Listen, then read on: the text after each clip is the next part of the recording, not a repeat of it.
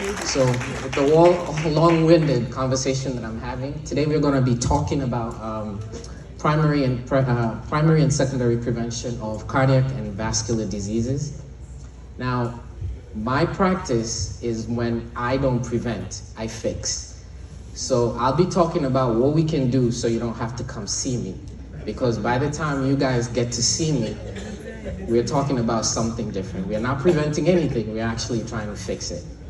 So like we know every time we in a house we have guests coming or anything like that, we want to clean the house, we want to organize things, we want to wash the floors, make sure everything is good.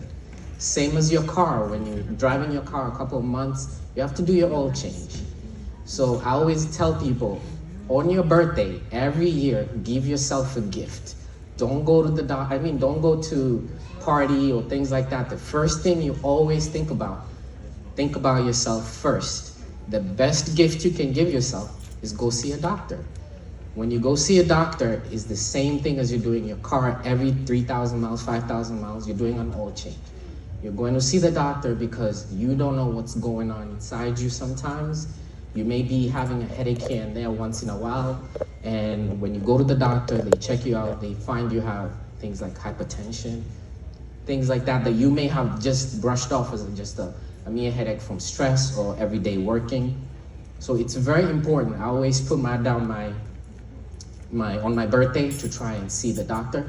I'm not always good at that, but I always encourage my wife to go, because when the wife is healthy, the husband becomes healthy, because she'll encourage the husband, please go see the doctor, go see the dentist, go see someone who may see something that you don't see in yourself. So when we're talking about primary prevention of any cardiac disease, I don't know if this thing is working.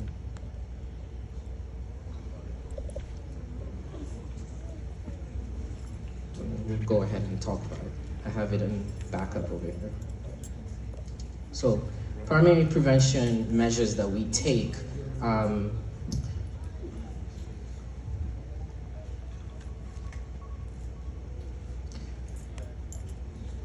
there are usually different types of preventions that we usually take. The initial one that I'm going to be talking about here, the two ones that I'm really going to be talking about are usually primary prevention and secondary prevention.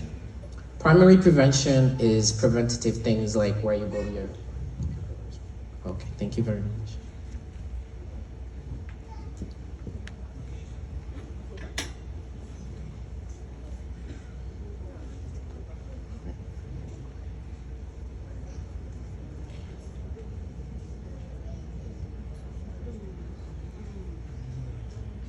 Sorry, I'm not very good at technology, so please bear with me.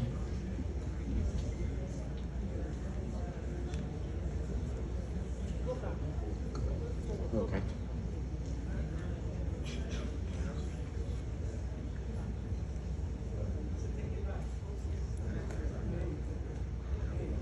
There we go. All right, guys. Thank you. So the first one we're going to be talking about is primary prevention.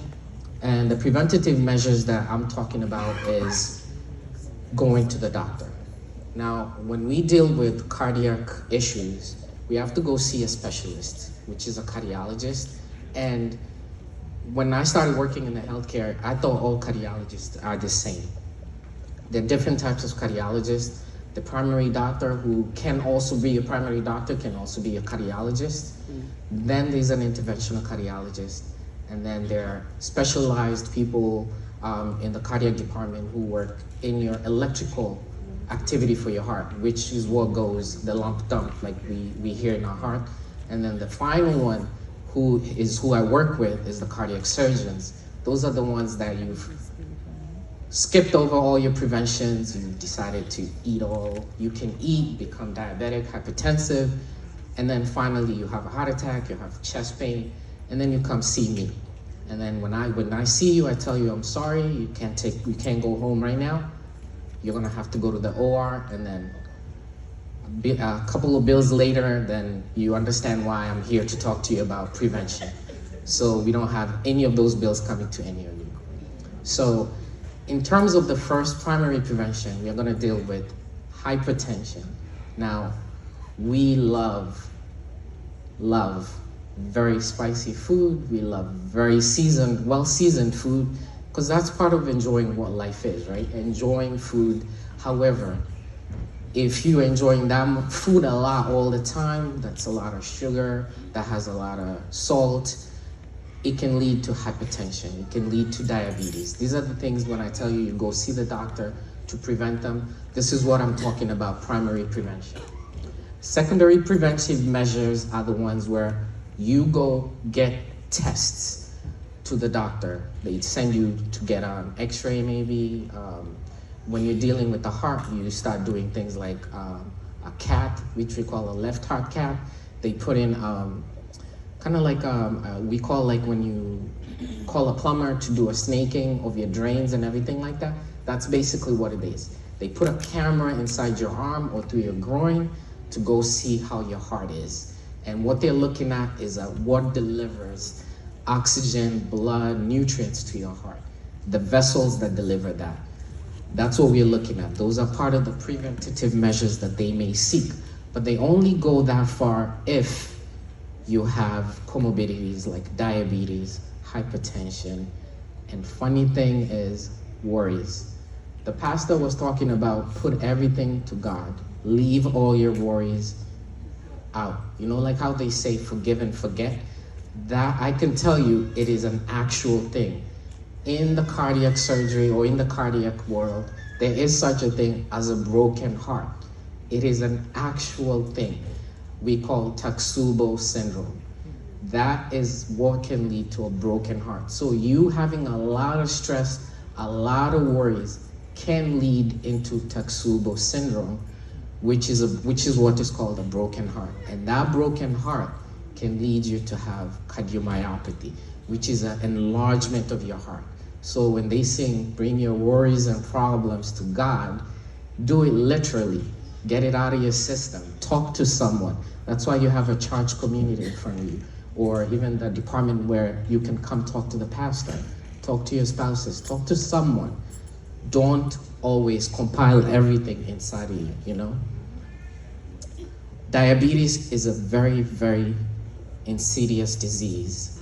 It's one of the things we need to control, because you can imagine when you're driving a car and someone comes and pours sugar inside your gas tank. What do you think that will happen to the car? It will gunk up. It will cause a lot of damage to the engine being your heart in this instance. You have to take care of your sugar.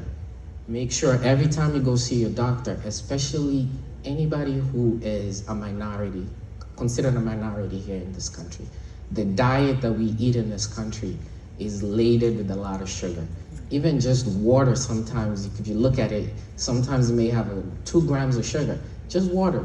And it can lead to a lot of issues with your sugar increases. So it's always good. When you go see a doctor, you can always encourage them to give you a test, which we call a hemoglobin A1C, to see what your sugar level is. They increased the Department of Health increased the levels where we consider people diabetic. But I always say if you're anything above 5.5 in your hemoglobin A1C, that means it's something you need to start worrying about. That if you keep going with the way you're going with your diet, with also worry, because again, your body breaks down all the things you eat down to sugar, which is what we use in our system to give us the energy. If you keep worrying, if you keep taking about the food that we eat that has laden a lot of sugar, you can lead to yourself into diabetes, which is an issue, which is one of the comorbidities that brings into heart disease.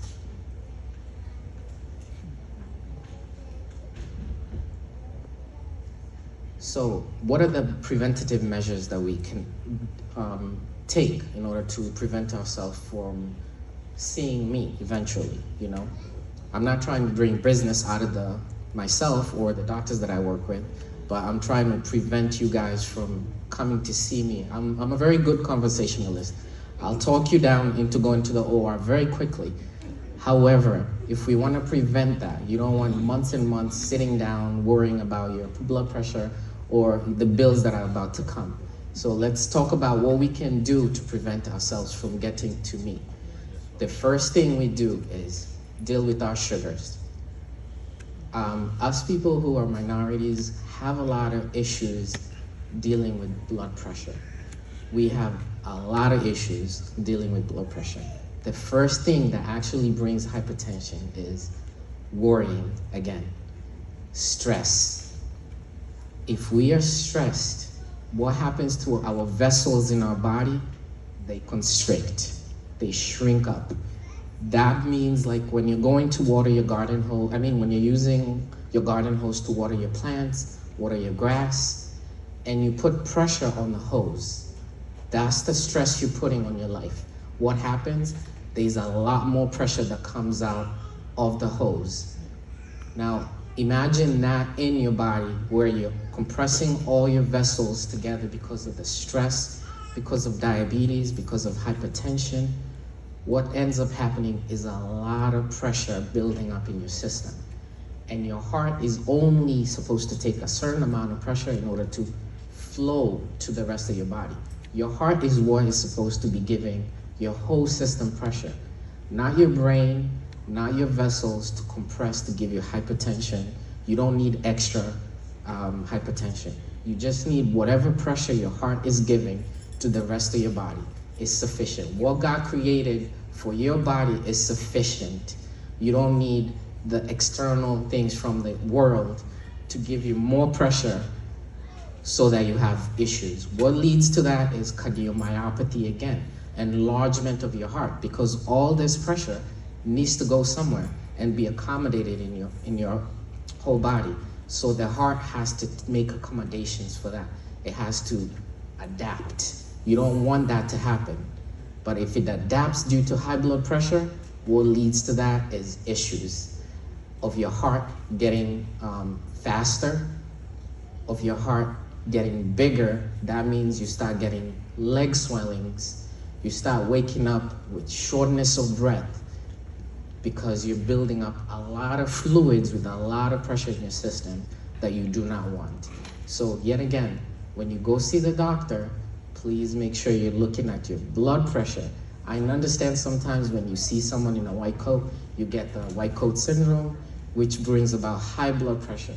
So I always encourage people, if you can, and if your family members are hypertensive or you have a family history of cardiac disease, diabetes, hypertension, and hyperlipidemia, which is a lot of cholesterol, if you have that in your family, I always encourage people, when you go to the doctor, see the doctor, ask them for all your hemoglobin A1C for your sugar, have them look at your hypertension, your hypertension medication. Make sure if you're not on any hypertensive medication and they find you're hypertensive, make sure that they look into what they can do to control that pressure. If you have a high cholesterol, make sure that you do the test, which is an LDL, to make sure that you do not have those clogging up your arteries that can lead to a lot more pressure. Those are things that can lead to a lot of pressure. High sugar, hypertension, cholesterol. Very, very important, especially for our community, to keep looking at that. I know we have a lot of pressures going on in life in terms of, oh, we have to pay our bills, we have to take the kids to school, I have to be in church to help out. But if you're doing all these things to other people, to help other people, what are you doing for yourself? You need to make sure that your system, your engine, your car that takes you from point A to point B is working well.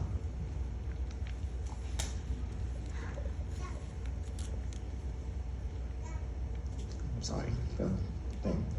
So let's talk about other things that we can do to help our heart or prevent any issues in our heart.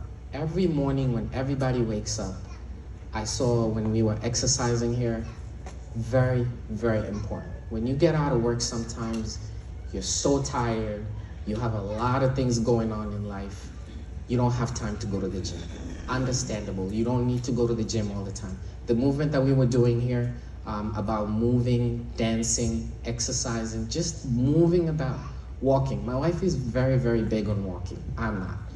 My wife is. Every day she goes, can we go for a walk? And I'm like, I'm so tired. Because I work overnight, so I get very tired sometimes. She's always encouraging me, let's go for a walk. Recently, I started going to the gym back again. And I'm telling you, it hurts. Because where I work, I dish out all these things, you need to do this, you need to do that. Exercise is very important. And I looked at myself the other day after Linda called me to come give a health talk. And I was like, I don't go to the gym, but I go to the gym when my wife goes to the gym, because she goes to the gym, exercises for both of us. That's what I tell myself.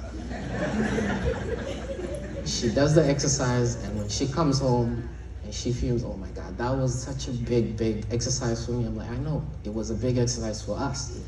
But in reality, you have to take care of yourself individually.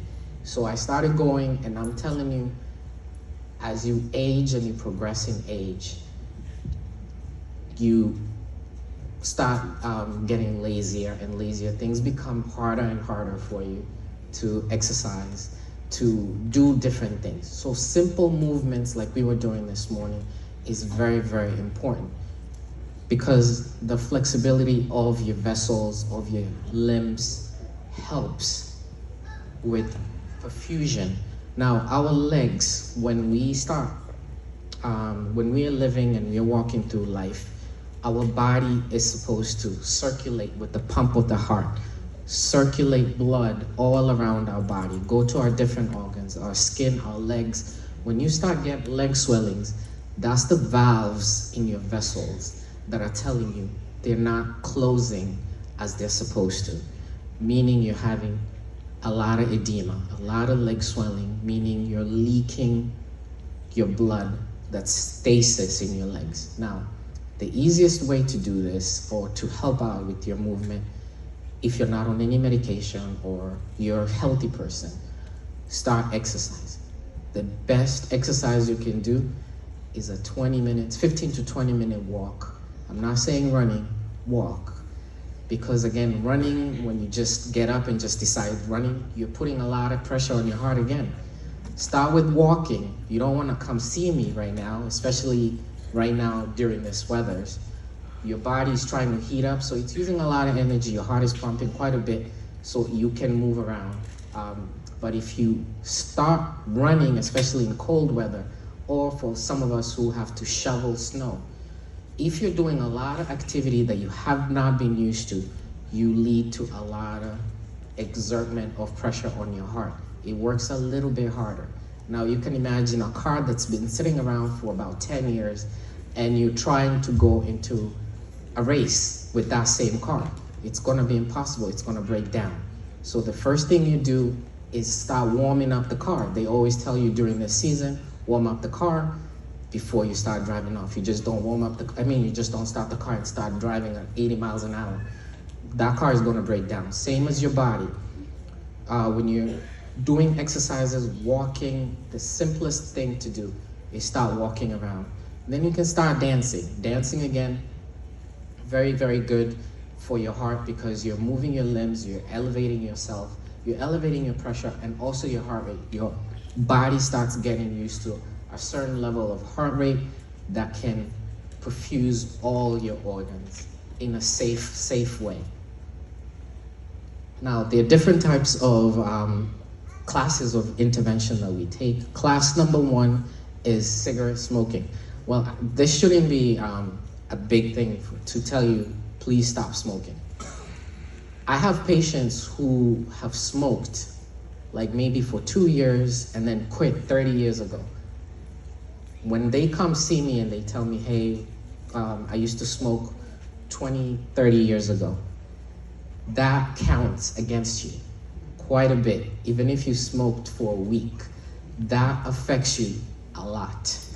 Very, very important. Do not smoke. If you have people smoking around you, please ask them to quit. It's a very, very high risk for cardiac issues. Even 30, 40 years in life, it is a big, big risk. It helps quitting, but if you can, do not stop. Drinking alcohol, it's always nice, even in the Bible, Jesus did have people drink.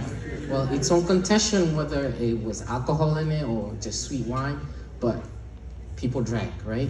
I'm not saying it's not good to drink or it's bad to drink. I'm just saying if you can, everything in moderation, right? I'm not asking you to, it's Friday night, go get wasted. All I'm saying is it's nice when you're with the family, you can sit down, have a glass of wine, not the whole bottle of wine, a glass of wine, and then relax. No smoking at the same time. Now, high-fat foods, you have to watch your cholesterol. Very, very important. Again, when you're cleaning your dishes and you have a laden of a plate that's full of cholesterol, fat, you don't put it down your drain. You know what's gonna happen. You're gonna need to call a plumber. And the plumber, again, very expensive. So you have to watch that. Same as your body. When you have a lot of fat in your food, that clogs up your arteries. When it comes to the heart, that's a big problem. I do not have a plumber that I can come into your vessels, to rotor-router your vessels, to open them up. What I do is I cut you open and divert vessels. It's a lot that goes on. But if you can reduce the amount of cholesterol by going to the doctor, seeing if your cholesterol is high. If you already have cholesterol, there's nothing I can do about that beyond telling you, get on cholesterol medication. A lot of people get on cholesterol medications and then think, oh, I'm gonna take it for a month and that's it, I'm good. Don't do that. Hypertension medication, you're hypertensive. When you get up, you look at your blood pressure and you think, oh, today it's good, I don't need it. I'll take it when I feel I have blood pressure. Don't do that. Take your medication as prescribed. Very, very important. Again, I keep saying this. It's not a joke. You don't want to come see me. Class 2 risks of hypertension, diabetes. Again, over here, physical inactivity, high triglycerides, which is high HDL, small dense LDL, those are bad cholesterols. They're good and bad cholesterols. I don't want to go into a very nerdy, sciencey kind of thing. I'm just going to say they're good cholesterols and they're bad cholesterols. Good cholesterols help take bad cholesterols out. But if you eat a lot, like our diet, African diet, is very well laden with good food. However, when we want to eat good, we have the really tasty food. And the really tasty food is really salty, really spicy, and really fatty. So we have to kind of balance it out. I'm not saying don't eat it, because again, you are given this life to not walk through it like you're walking on eggshells. You're supposed to lead your life, show what other people, other Christians need to follow, show them what you are. And your life shouldn't be a closeted life. I'm not saying don't go eat, don't go drink. I'm just saying do everything in moderation, because again, you don't want to come see me.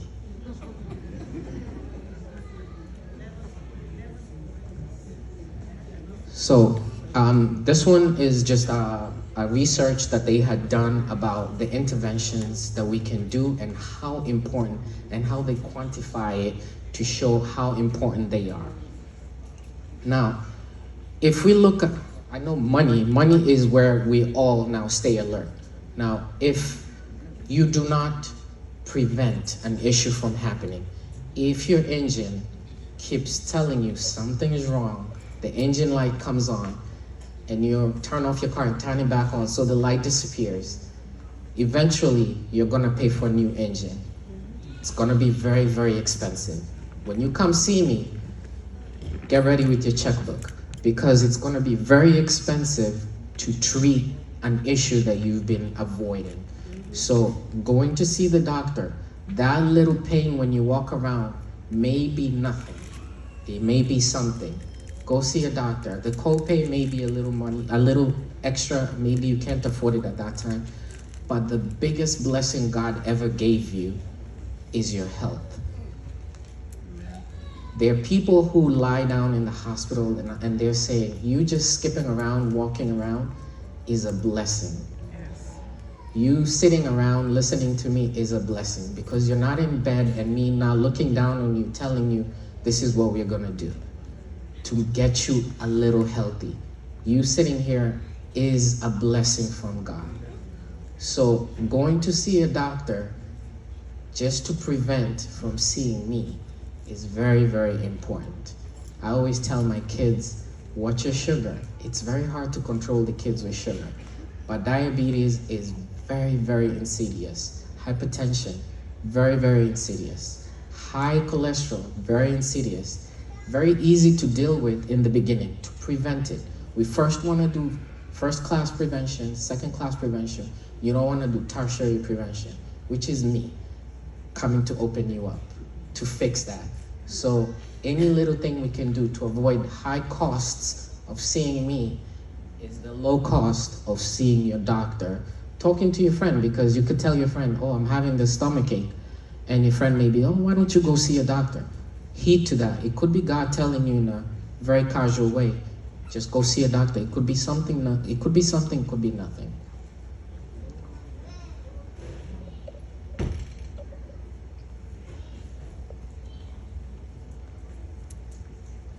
Now, class 3, and I'm sure as this class is about health keep coming up, they're going to be talking about what I've talked about, psychosocial issues, which are the things I was telling you about. Any worries and problems that you may have, give them to the Lord, or talk to your friends, talk to a psychiatrist, talk to someone who will help you. Get it out of your system, because again, we do have a thing called broken heart syndrome. It is a real thing.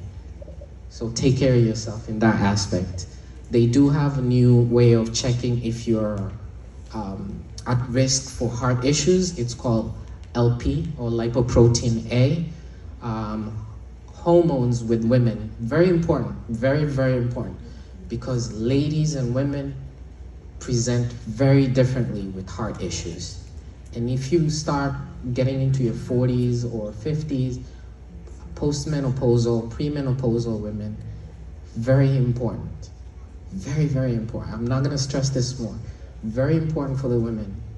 Please go see your doctor, your gynecologist, your OBGYN, people who look at your hormone levels, because as we stand, women who are younger than their premenopausal, postmenopausal times, men get heart attacks more. But once women pass that premenopausal, postmenopausal, they get the heart attacks more.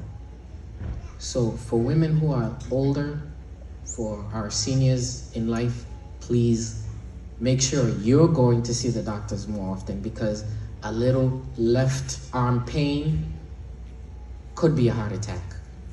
Very, very important for the women to always keep on top of that.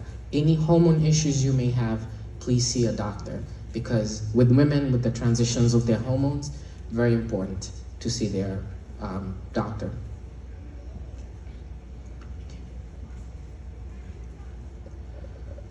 That's what I was talking about. It's more prevalent for men, but women a little less. But after a certain age, it's more prevalent in women, and they present very, very differently. Stomachache, nausea, vomiting for women could be a very, very big thing compared to what a man shows up with the same symptoms. We don't need to talk about smoking anymore. Smoking is a no. That one, I didn't see anywhere in the Bible that says you need to smoke. So I'm not a theologian, but maybe somebody could correct me, but I don't think there's anybody who smoked in the Bible. And they live long, right? Therapy is very important. Social problems, this again lead to a lot of issues. When you have any medications that you're taking, please take them as prescribed. If a practitioner tells you, hey, you need to be taking your medications, there's a reason they tell you that. If you are the practitioner, then you would be the one ordering the medications yourself. But you do go seek out help. Please follow advice you're given. If they want you to come off those medications, they will let you know. If not, continue as told, right? The Bible is there. Jesus tells you, hey, we're gonna do 1, 2, 3. This is the step to get to heaven. We don't say, hey, tonight, you know what? I may skip a little bit of what Jesus told me. Same thing as your doctor tells you. Do not skip your medications. Take as prescribed. Very important. You don't want to come see me.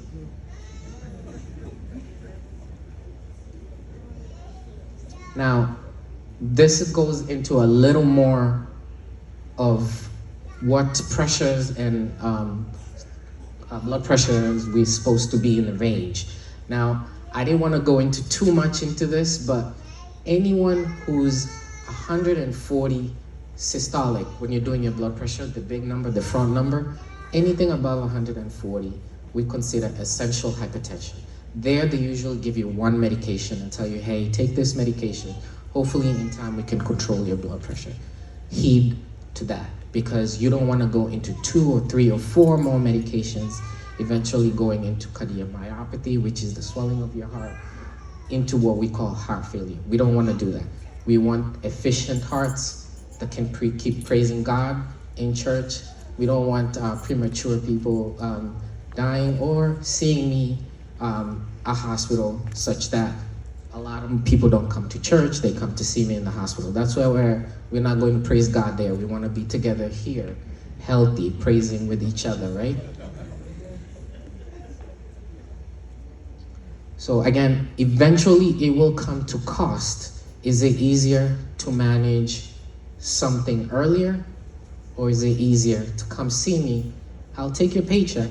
However, if I can prevent you from coming to see me and see you outside, help each other, talk to each other, cook for me, I eat quite a bit, invite me to your house. Instead of me coming to see you, looking down on you while you're sitting in bed, right? You don't want me or Linda treating you, because we know how hard it is, especially where I work. I deal with a lot of sick people in the ICU. You don't want to get to that point. If you're healthy right now, keep being healthy by seeing a doctor, preventing any issues that may come along, right? Now, because we're running out of time, I'm going to finish with this.